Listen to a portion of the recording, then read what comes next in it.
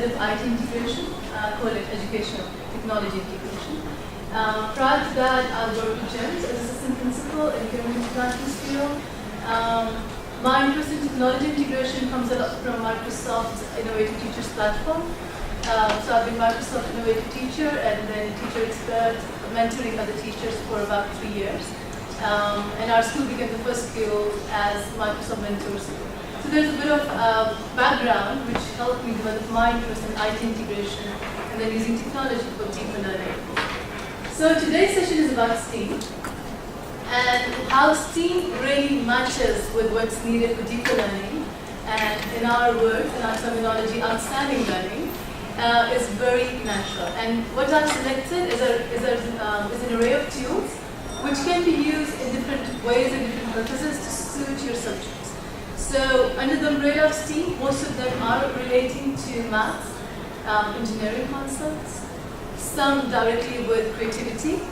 But overall, I'll be addressing the whole session as how you can instill problem solving, critical thinking, debugging, which is the main skill in your students, no matter which age you're teaching, which subject is your major, or even better, if you have cross-curricular projects, where you can pick tools and you can merge ideas together, and then you can create something which brings that independent learning, which brings that student creativity, which brings that passionate learning, which everybody wants to do. And I'm going to use these words a lot because we just finished our lesson, so I think it's just natural to have all these words and refer to them where it's applicable. So the format for the, just to help those who just walk in, I'll go through a few tools. Now I'll give you a few ideas and examples of how these tools can be used, but you are open to questions and jot down ideas where you feel you can apply them. Can you all hear me at the back, or do I need to use mine? Are we okay? You come closer. Yeah. Because we have some places.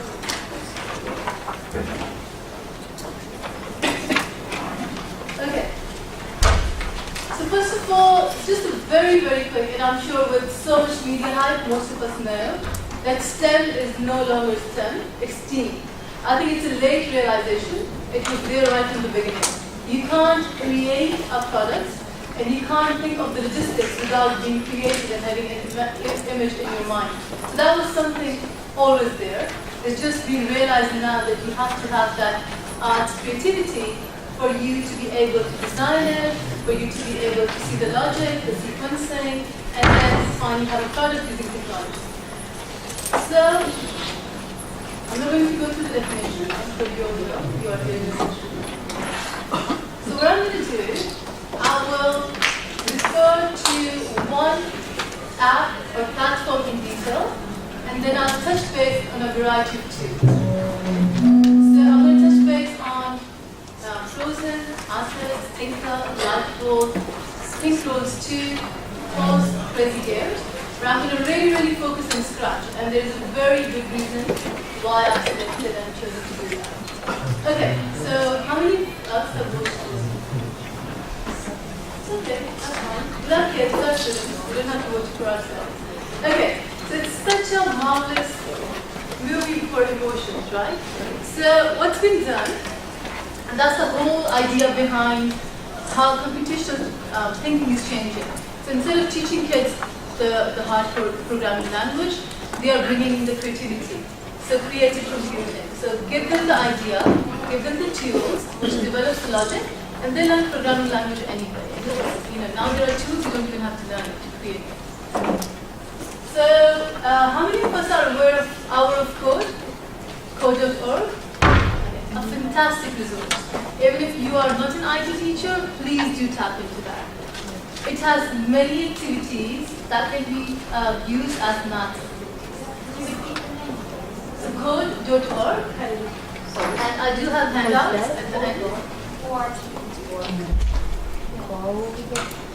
So please don't forget to take one of these copies of handout. It has links, and in case of apps, it has which store is available on iOS or Google. So if you can take one copy, you can Okay, so on Code.org, and that would be your very first point, very first starting point into some STEAM-based learning, into some programming-based learning, because what it does is, and it's fantastic. I just mentioned earlier, I'm new to my school this year. I've joined Thai recently. And some of my girls really needed spoon feeding. They really needed somebody to tell them. I felt more likely that I need to go and present a full show with dance, drama, and music for them to be engaged. Otherwise, it's not going to work. During our course, December 7 to 13, I introduced them to Code.org, and it just changed the whole class. And I was just loving it. So each and every student was working at a different level. They were working at the right scaffolding, they were doing exactly what they needed, and they were getting the right amount of support and help and challenge without me really doing anything. But I was able to track all the data, see how many lines of course they were doing, their complexity level, their challenge level, and everything. And there was no background data on coding, but I used that data to then group them for their individual projects.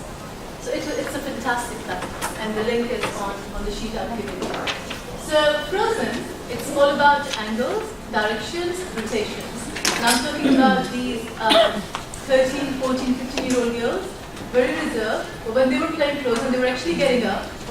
They were twisting and turning just to see if their angle in their mind is matching the angle of the character on the screen. And it's lovely to see. They were learning, they were applying, they were testing. And they did it. They did it really well. So it's a free resource. Please do tap into it if you haven't done that already. So the next one, and it's with Elsa. This is a really good thing for girls. Those who teaches boys, there are other versions. Star Wars and all that is there as well. Minecraft, Mazes, it's fantastic. So another one. It's again another activity on Code.org, artists. So you can work with angles, colors, actors, you name it, and it's there. Now, one thing I didn't mention. Many of these activities are facilitated. So when they get stuck, there is a help there. When they get that done, there is a challenge level. So they need to reduce, for example, 10 lines of code to 5. And when it comes to logical thinking, problem solving, and efficiency, it's extremely important. So they actually explore all the strands of computational thinking or STEAM-based thinking using a simple activity. Okay. So this one is my personal favorite.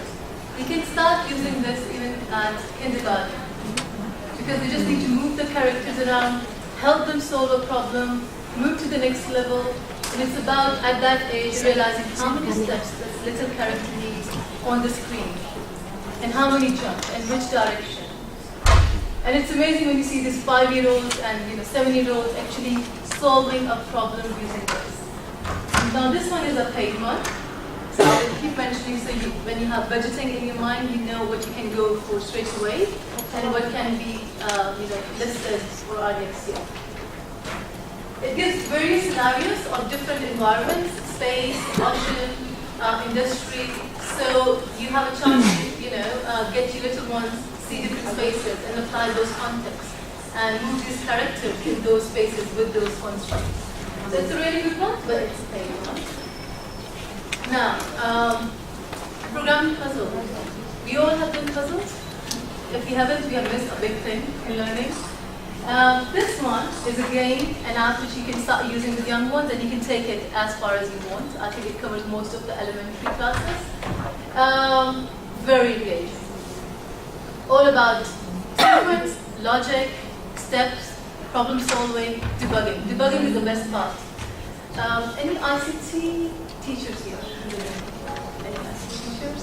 So we all know, even when we were in the school, college, university, debugging was the most hated part.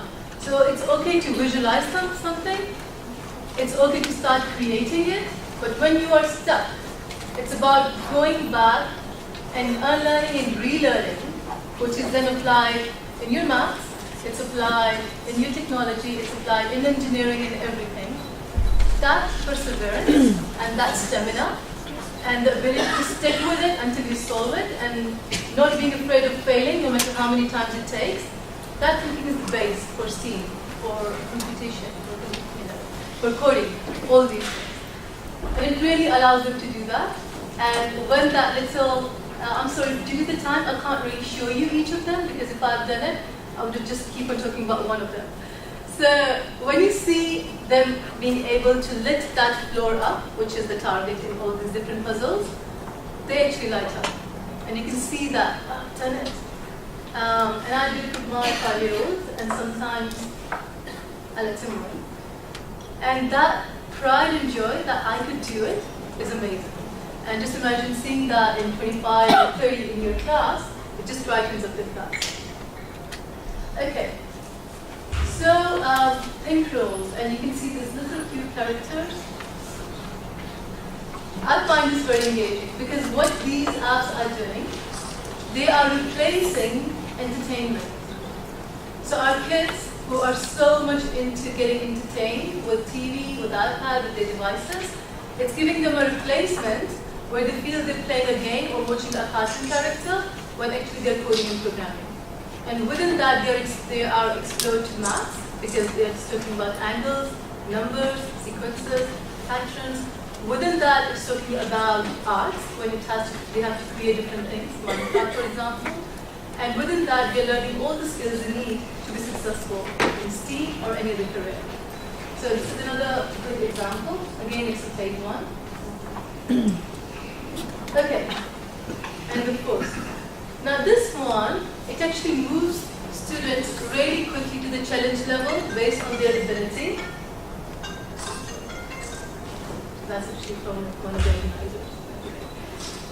It moves them really quickly, and you can see the difference is the blocks are very, very visual. So when I move to Scratch, which is my main focus today, it's still word-based.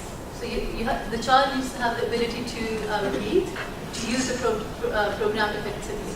We have Scratch Junior, but these programs are something which you can introduce before you can move them to that, because it's extremely visual. Everything can be seen and placed. They can visualize it, imagine it, put it together, try it. Doesn't work, try it again with a different visual block.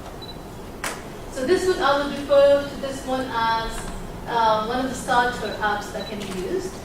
Again, depending on your school, I know some schools have budgets to get apps, some schools don't. But in the beginning of the year, for example, you can give a list of apps to your parents for them to load it on their child's device. And the parents are always looking for that information. Sometimes due to their own work commitments, they don't have the time to go and research for what should be there. So your choice of apps can change the use of the device and how much intelligence and how many skills you are instilling in those children. And most kids nowadays have at least one device at home. So if you can share this kind of information with parents, we're actually helping ourselves as teachers because they're coming every day to school with improved skills. And that's what our agenda is on a day-to-day basis. Okay, so Crazy Gears, and that's something really for those who want cross-curricular projects based on engineering. It's a brilliant game. What it does is, you create simple machines with pulleys, with ropes, with physics principles and rules, and you can talk about all that. So you can get them to create a simple machine, and then get them to talk about why it didn't work before. You know, the length of the rope, the angle of these different pulleys, the forces that were taking part, what was their role when you changed the design, what were you trying to do when you were changing the design. If it's with measurements and lengths, you can include some maths objectives in that as well. You may want to ask them to design a machine before they actually come onto the app. So they have something in imagination which they think will work.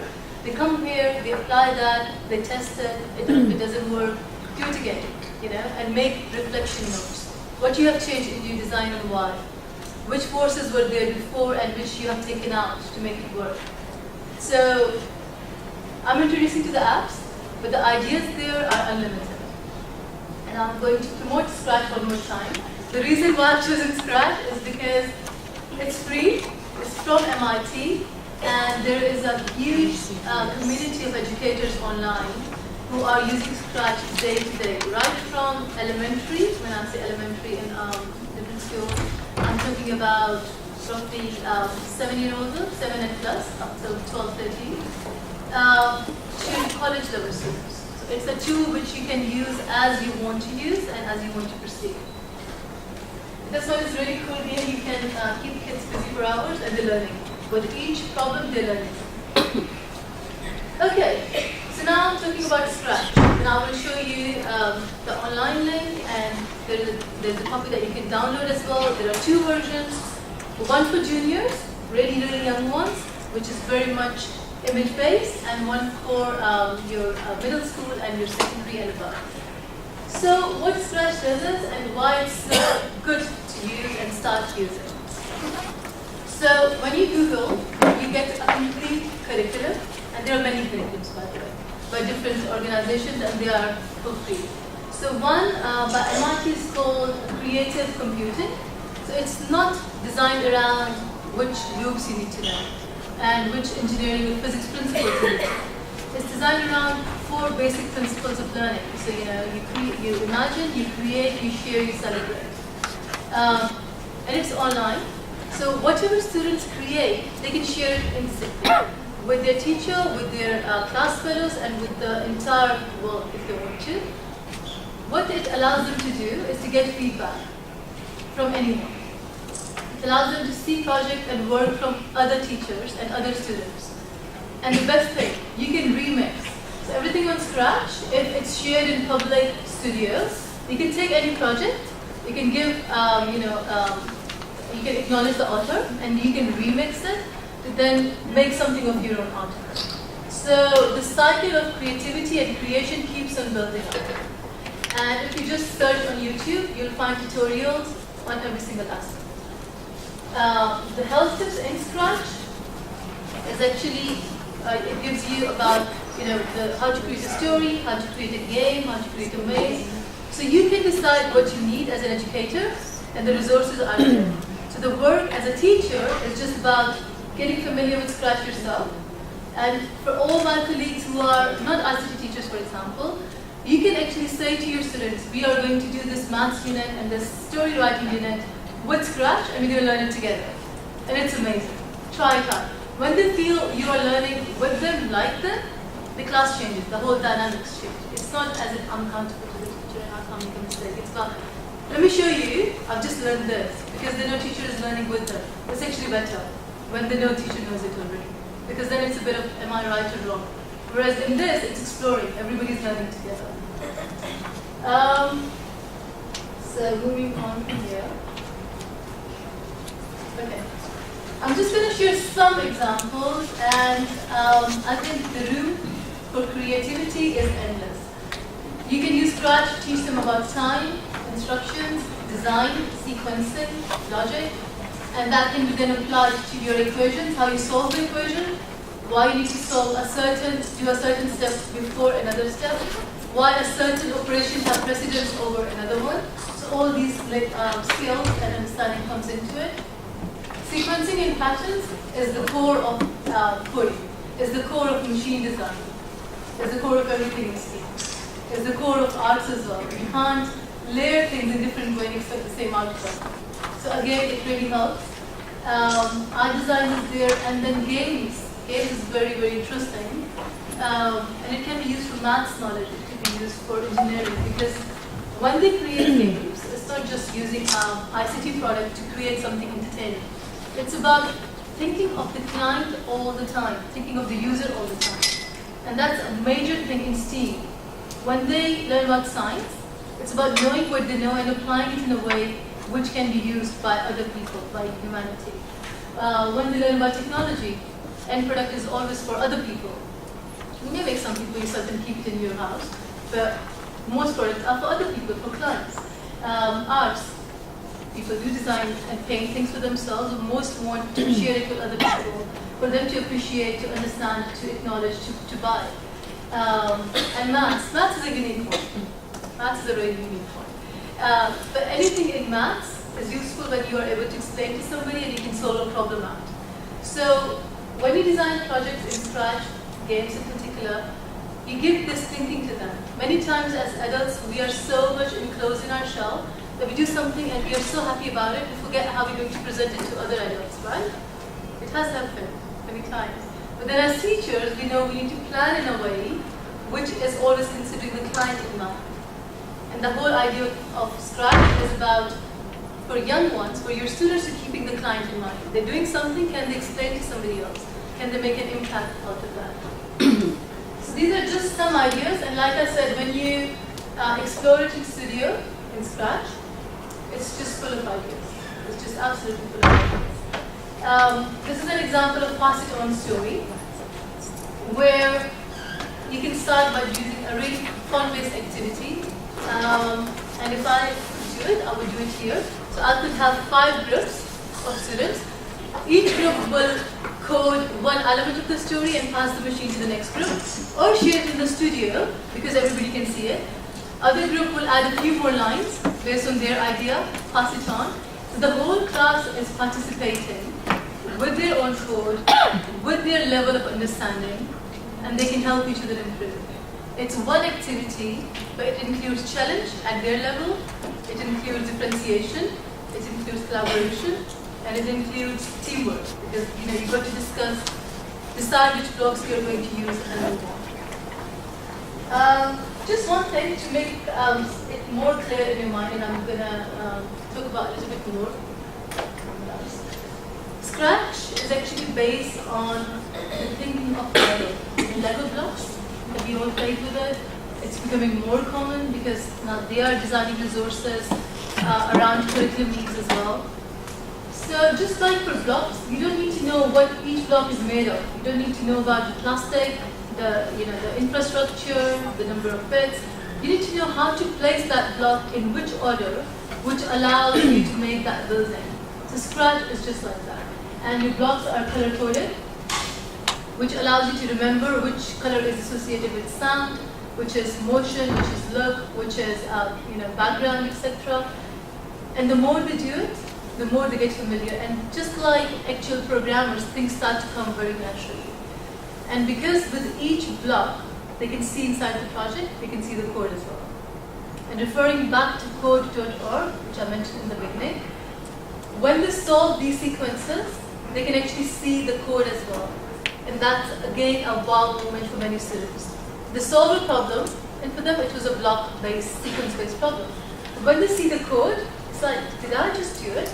Because there's such extensive code behind it, with all the loops, all the sequences, all the operators.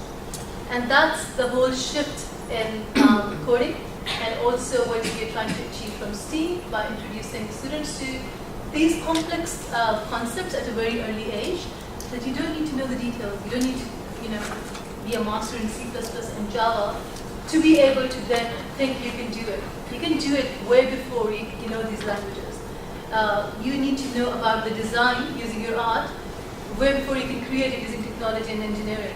But these are the steps. These are the bricks which put it together as STEAM. So today I tried to give you kind of like an overall idea based on different ages, subjects, and then Scratch, which can be used really for any subject, to give you a starting point.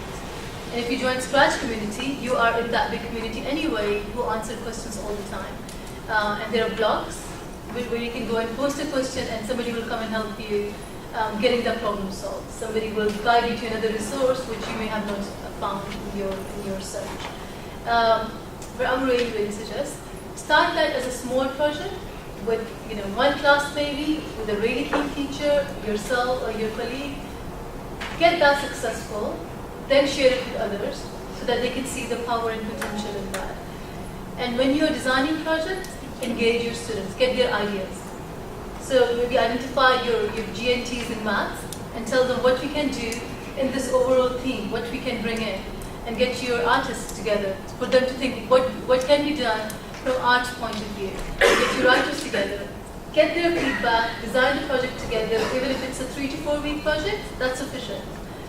Have a free play on Scratch, so everybody's exploring. And the curriculum, when you do it, it actually guides you how to have a free play. It's called Scratch Surprise. So create something we didn't know before. So just play with it and show it to each other. Then move on to structured activities of story building, making a band, and animation, etc. So have a week of free play, and it's awesome. You can play for free in class. and then get the structure together to then, okay, what are we creating then? Have the same theme, get the groups, go and create whatever. So for example, if the theme is environment in UAE, they must use all the strands from all these subjects, but they can come up with what they want to create. They may come up with a product, with an idea, with a story, whichever they want in their groups. But you have a standard rubric to assess them. And then it is in true nature, teacher standing as a facilitator, and students just getting on with their work and trying to make it their best. And the things I described actually go back and map a lot on KH's outstanding criteria. So it's a short and a quick way to get outstanding lesson in less time. Okay, I've got a few minutes for any questions from the room, either regarding resources or ideas.